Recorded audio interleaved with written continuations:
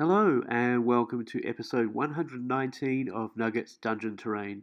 In this episode of Monster Shorts, I'm going to be creating two more monsters. These two have a plant theme. The first will be a Carnivorous Plant and the second will be a giant Fungoid. Again, I'm experimenting with polymer clay, and this time my goal is to try and work in some metal frames or armatures. This Y frame will become the neck and head of the creature. The head is going to be that classic Carnivorous Plant look, but the bottom is going to have these large sacs. For these I'm going to use some marbles, and here I'm creating a wire armature to fit around it so that later on I can join it to the rest of the frame.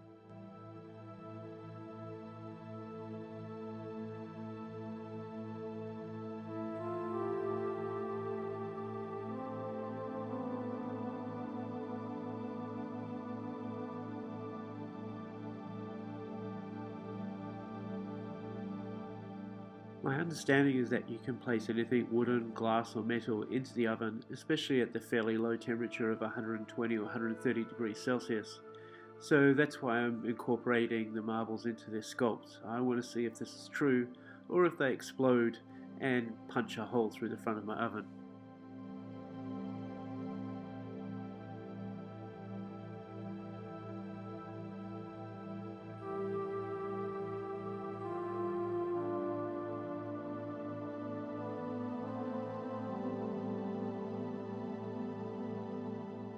I also want to experiment with baking in different stages, so here I'm putting on a very basic neck structure, and later on I'm going to add more of a head to the end of it.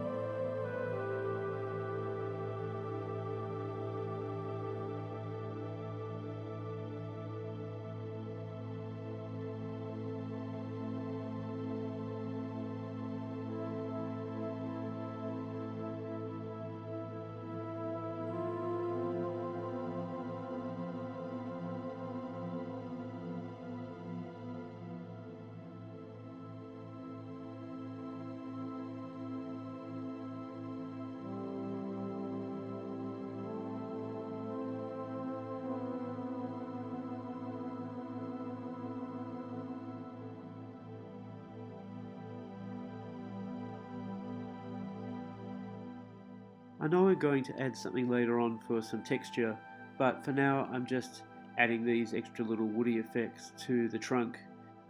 Even if this texture gets covered later, at least it will provide something for the glue and the materials to grip to.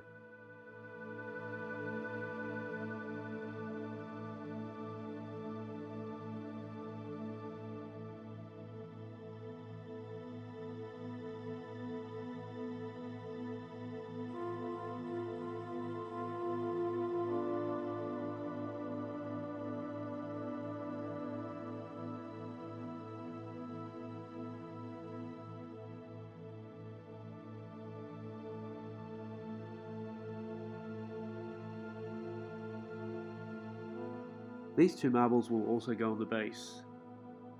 They're supposed to look like clear sacs of liquid. As the plant catches a prey and sucks the juice out of it, it will fill up these sacs at the base, nourishing the plant.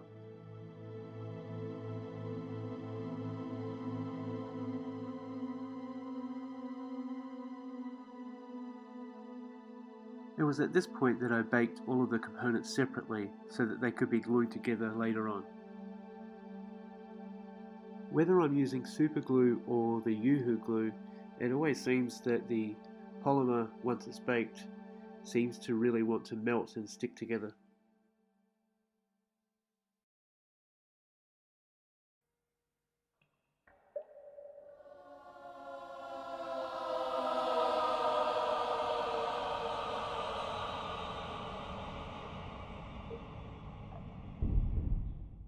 Everything you see here is going back into the oven.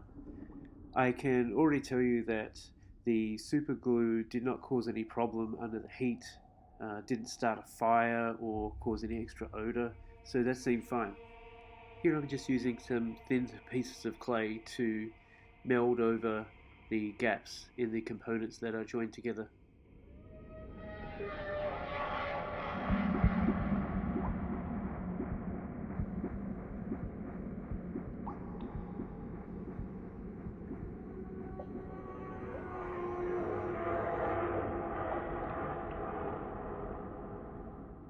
Here I've used a different coloured clay to show where I'm putting on what I'm going to call tubules. These tubules will eventually lead from the sac reservoirs at the base of the plant right up to the head that would latch onto something and attack it. This additional piece of clay will become the top of the head. I'm going to attach one to each of the lower jaws, and they'll also be baked on.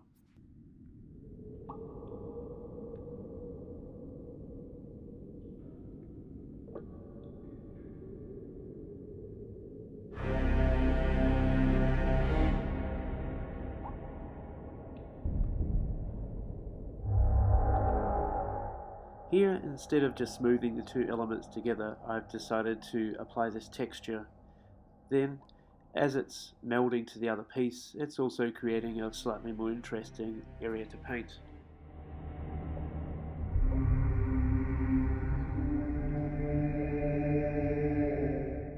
After the head and tendrils were baked on, I used this super heavy gel to continue the texture of the neck of the creature and make it go all the way up on top of its head. I then used tacky glue to attach lichen to all of these lower areas. I waited for the tacky glue to dry, and then I used some PVA to go over and make sure that all of the lichen would be stabilized.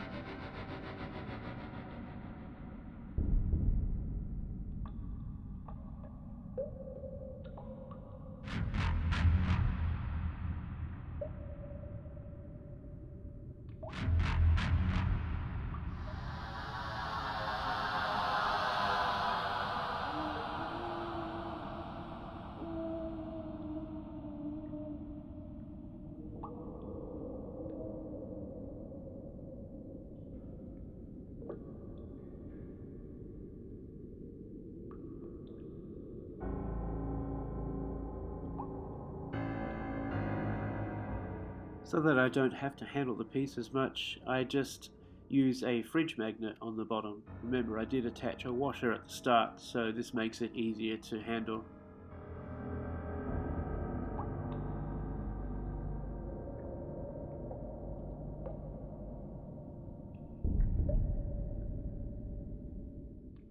The whole piece except for the marbles was then coated black, and then I went over with some different shades of green.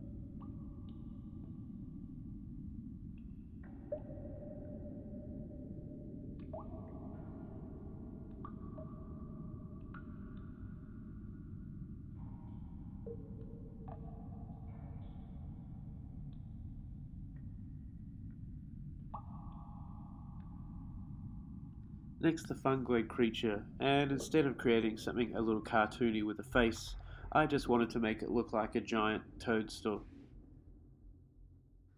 Here I'm just smoothing out some polymer so that I can stretch it over a couple of pieces of wooden spool that have been glued together.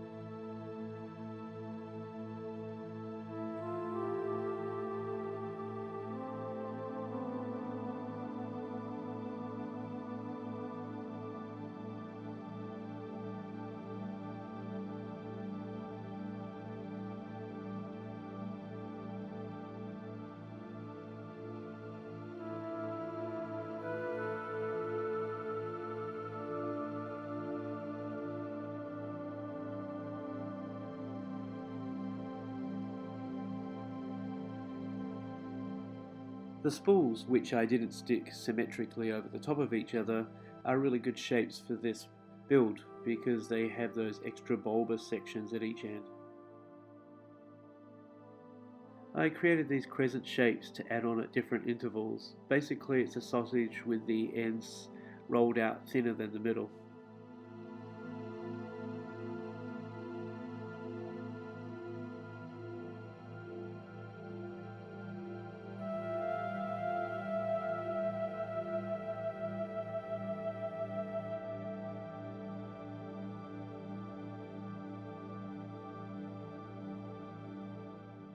Underneath this piece I marked out a line, and from that line to the trunk of the fungoid I marked out the gills using this dentist probe.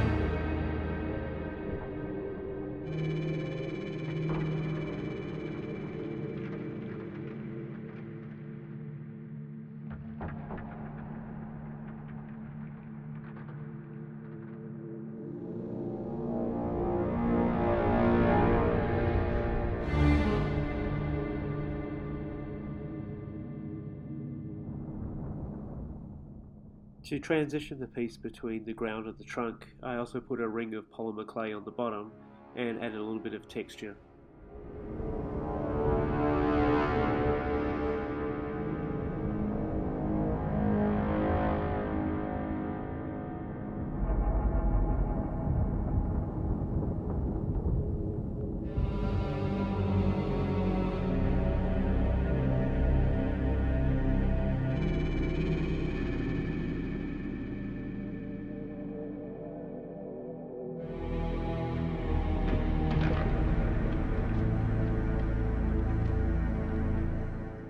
I then painted the whole piece black and then spray painted it white, but only from the top angle so that the underneath was still dark. I then painted the whole piece with a bright orange, then washed it with black, and then went over the largest pieces with some reds.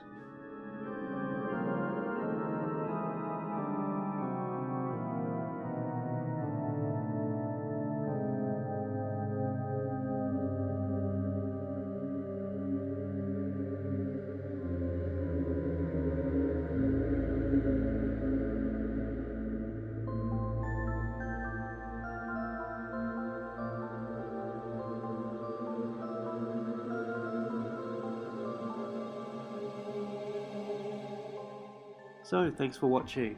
There will be more episodes of Nugget's Dungeon Terrain out soon.